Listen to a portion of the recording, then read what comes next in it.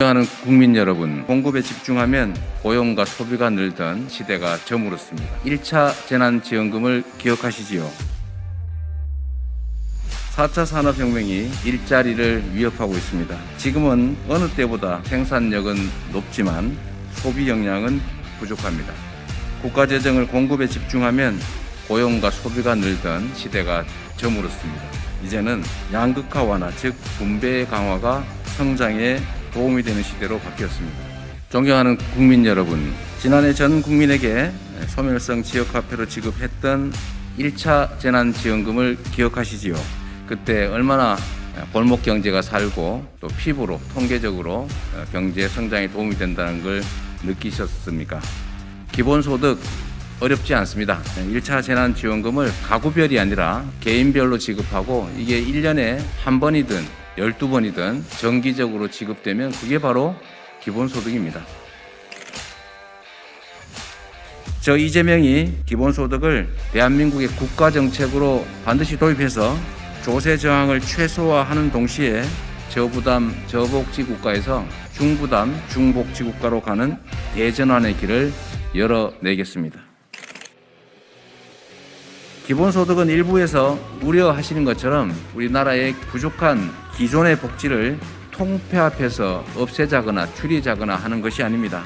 국민 여론을 모아본 결과 소액의 기본소득에서 고액으로 하는 방식도 있지만 특정 부분에 대해서는 긴급성을 생각해서 고액으로 시작해서 그 대상자를 확대해 나가는 방식도 있을 수 있습니다.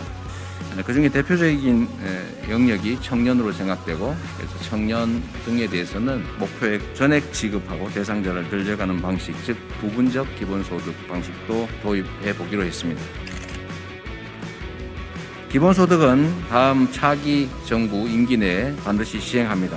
다만 재원의 형평상 차기 정부 임기 내에 월 50만 원이라고 하는 최종 목표에는 도달할 수는 없습니다. 그러나 차기 정부 임기 내에는 청년에게는 연 200만 원을, 그 외 전 국민에게는 1인당 100만 원씩을 지급하겠습니다.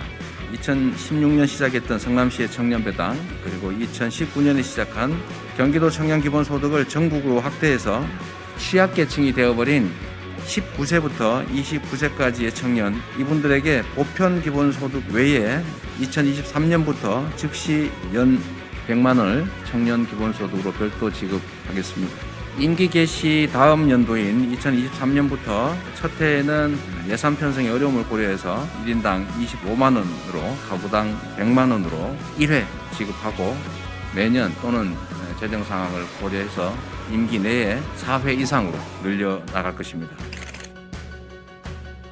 저 이재명은 박근혜 정부의 탄압을 뚫고 광화문 광장에서 11일간 목숨을 건 단식 농성까지 해가면서 성남시에서 청년 기본소득을 시작했고 경기도에서 확대 시행하고 있습니다.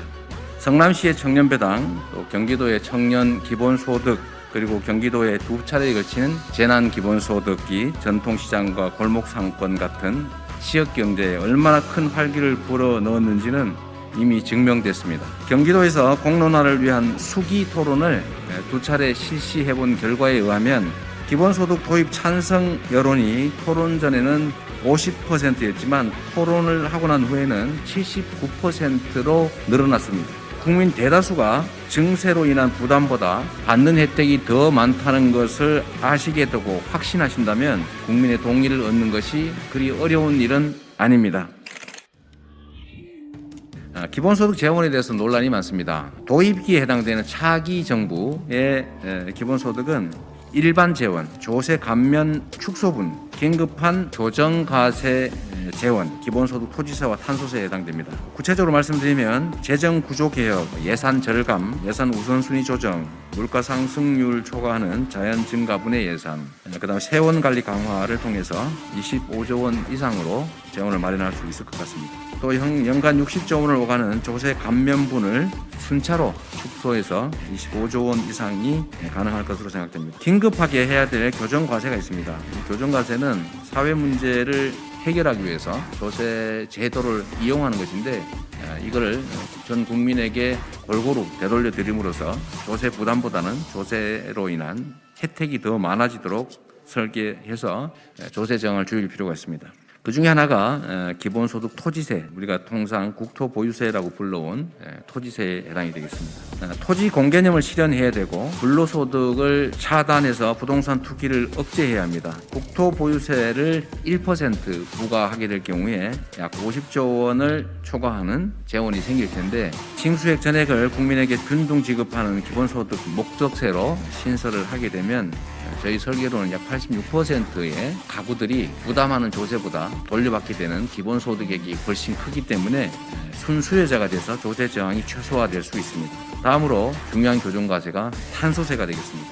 기후위기에 따른 에너지 대전환에 대비하기 위해서는 탄소세를 부과해서 탄소 사용이 부담이 되도록 만드는 외에는 방법이 없습니다. 현재 약 7억 톤 가량이 유럽 기준으로 부과하면 약 30조 원에 해당되는 재원이 만들어질 수 있습니다. 국제기구 권고에 따라서 8만 원 이상으로 올리면 64조 원까지 올라갈 수가 있습니다. 40여 년 전에 매월 7천 원만 있었더라면 제가 학원비를 벌기 위해서 공장을 다니다가 팔에 장애를 입고 군대를 가지 못해서 비난을 받는 그런 일은 없었을 겁니다. 송파 세모녀에게 월 30만 원만 있었더라면 이분들의 극단적 선택도 없었을 겁니다. 또 최근에 코로나 장발장이 배가 고파서 달걀을 훔치고 감옥으로 가는 그런 참담한 일도 벌어지지 않을 겁니다. 사회 경제적 불평등 문제를 해결하고 지속 가능한 공동체 유지를 위해서 프란치스코 교황, 그리고 빌 게이츠, 마크 저커버그, 일론 머스크 같은 글로벌 CEO들도 기본소득 도입을 주장하고 있습니다. 전 국민 기본소득 도입으로 대전환의 시대에 양극화 완화와 지속 가능 성장이라는 새 역사를 만들어내겠습니다. 공정 성장의 핵심 기본소득, 이재명은 합니다.